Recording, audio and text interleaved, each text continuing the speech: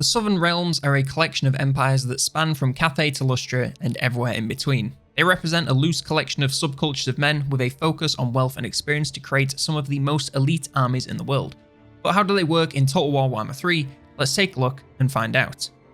First up, their racial mechanics. First of all, plutocracy. This is very similar to the crafting mechanic from the Dwarves and the Tomb Kings and various other factions. They have 5 pages of craftable items, and each item requires a certain amount of gold, as well as access to tradable resources or a certain building. Once you have everything required, you can choose an option and apply it to your faction. The rewards here are legendary lords, an increased hero capacity, elite unit variants, temporary faction buffs, items, mounts, and followers. It's all very straightforward, even if it does vary somewhat between the different factions. Simply find something you want and get everything needed to use it.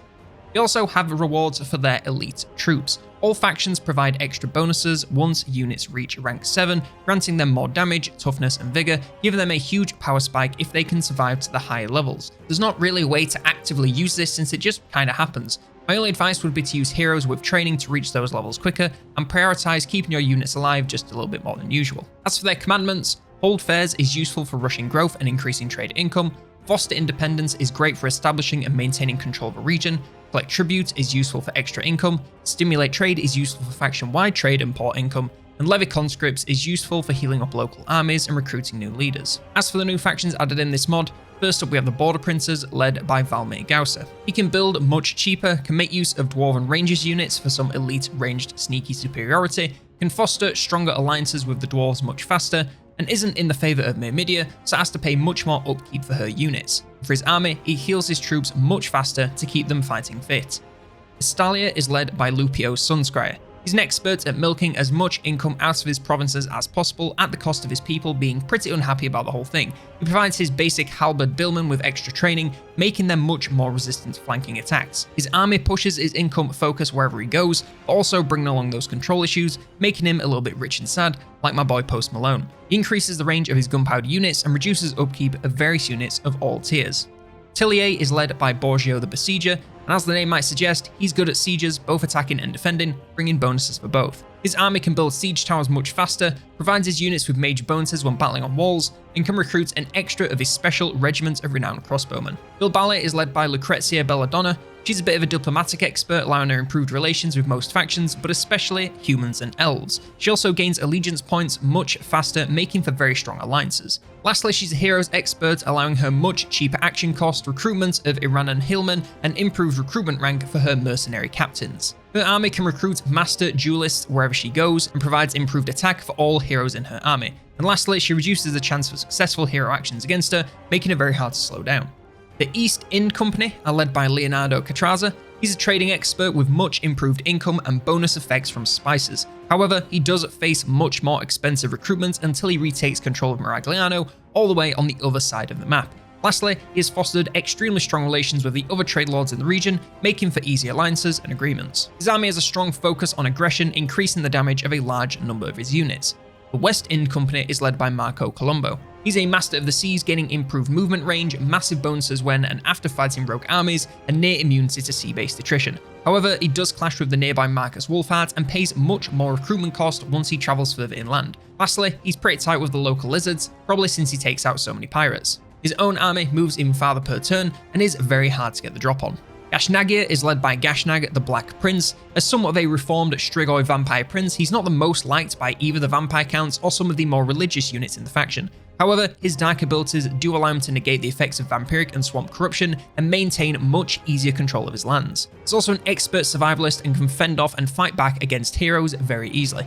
And lastly, the New World colonies are led by El Cadavo. He's great buddies with the nearby Marcus Wolfhard at the cost of being a little hated by most of the lizards, especially Mazdamundi. He can build up settlements much faster and collect all manner of magical items on his travels, and lastly pays more recruitment once he leaves the coastline, so make the most of those shipping lanes whenever you can. His construction expertise also allows him much faster building wherever he goes. But if you want much faster building of your backlog, then you should check out Instant Gaming. They got deals on all the latest and greatest games on any platform you could ask for.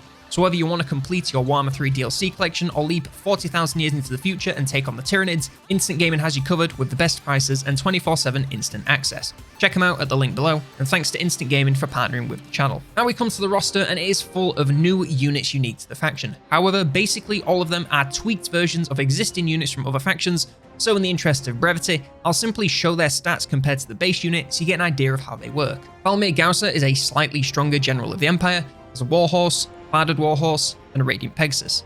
Lupio Sunscryer is a much more defensive focused Karl Franz, as a Warhorse, Barded Warhorse, and Urukon the Demigryph.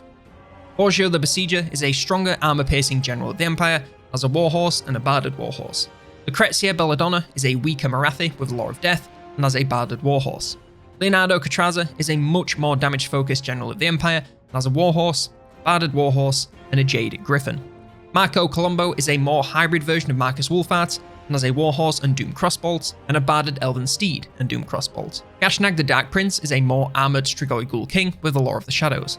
El Cadavo is an unshielded general of the Empire with more damage and some ranged ability. He has a Warhorse and a Barded Warhorse. A High Eagle is an unshielded but more defensive Alberic de Bordelot. For his mounting options, he has the Champion of Bellona Myrmidia, Barded Warhorse, Pegasus, and Demigryph. Eustaquio, I think, Sunscryer is an anti-large Tomb King. Lorenzo Lupo is a much improved general of the Empire. The Pathfinders are much weaker Hunts Marshal generals, one with a Warhorse and repeater handgun. Mercenary generals are slightly changed mercenary lords. They come with a Warhorse, Barded Warhorse, and a Griffin. The Inquisitors are much less defensive Archlectors, come with a Warhorse, Barded Warhorse, and a Hippogriff. The Merchant Prince are pretty similar in stats to the Master Engineers, but without any ranged, and they come with a Warhorse, Barded Warhorse, and a Kislevite Warbear. As for the heroes, the Knight Duelist in Carmine is an anti-infantry mounted paladin. The Master Duelists are very similar to Empire Captains. They have a Warhorse and braced pistols, which also gains them some short-range armor-piercing damage, and the Barded Warhorse and brace of pistols. The Priestess of Myrmidia are very similar to Bretonnian Paladins, with a Warhorse and a Barded Warhorse, which I'm getting really sick of saying.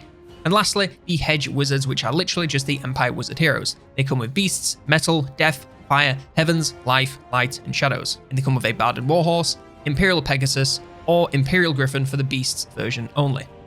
As for the melee infantry, we have Militia Spearmen, which are very similar to shielded Spearmen at arms. The Half-Pikes, which are less tanky Empire Spearmen. The Billmen, which are same again, but this time Halberdiers. The Pikemen, which are much improved Half-Pikes, so do the same job, only later in the game. Adventurers are much improved swordsmen, so again, same job later in the game. Duelists are improved High Elf Rangers. Republican Guard are slightly worse Phoenix Guards. Shield Bearers are less armor-piercing Halberd Chaos Warriors. Black Watch get back the armor-piercing. Sisters of Fury are more elite Ice Guard without any range damage. And Montante Swordsmen are much more defensive, focused greatswords. For the ranged infantry, Militia Archers are less ranged Peasant Bowmen. Crossbowmen are slightly more ranged than Empire Crossbowmen. Handgunners, less ranged than Empire Handgunners. Border Rangers, non-anti-large Huntsmen. The Pavis Crossbowmen are crossbowmen but better in melee. The Iranan Hillmen are skink javelins with improved damage. The Uvatos Kossars are much tankier Kossars. The Royal Guard are slightly tweaked Nuln Ironsides. The Swashbucklers are pretty much late game free company militia. Coming to the Cavalry, the Light Scouts are tweaked mounted yeomen. The Lancers are less armoured Empire Knights. The Carlson Militia get back the armour but are more melee focused than charge. The Broken Lancers are weaker Knights of the Realm. Freelance Knights are slightly less weak Knights of the Realm. Knights of the Righteous Spear are much tankier Knights Errant. Knights in Carmine are much improved Knights Errant. And lastly, the Noble Retinue are improved Knights of the Realm. The Missile Cav Riders are improved mounted Yeoman Archers. Enforcers are improved Yeoman Archers. Carabiners are tankier Outriders with less damage. Train Quinners are pretty much mounted crossbows. And the Paymaster Chest Wagon is a single shorter range war wagon. Lastly, the Artillery and War Machines. Mortars are the exact same as the Empire. The Light Cannons are shorter range, higher damage Empire Cannons. The Galloper Guns are less range and damage than cannons, but it allows them to hitch to horses for a big speed boost.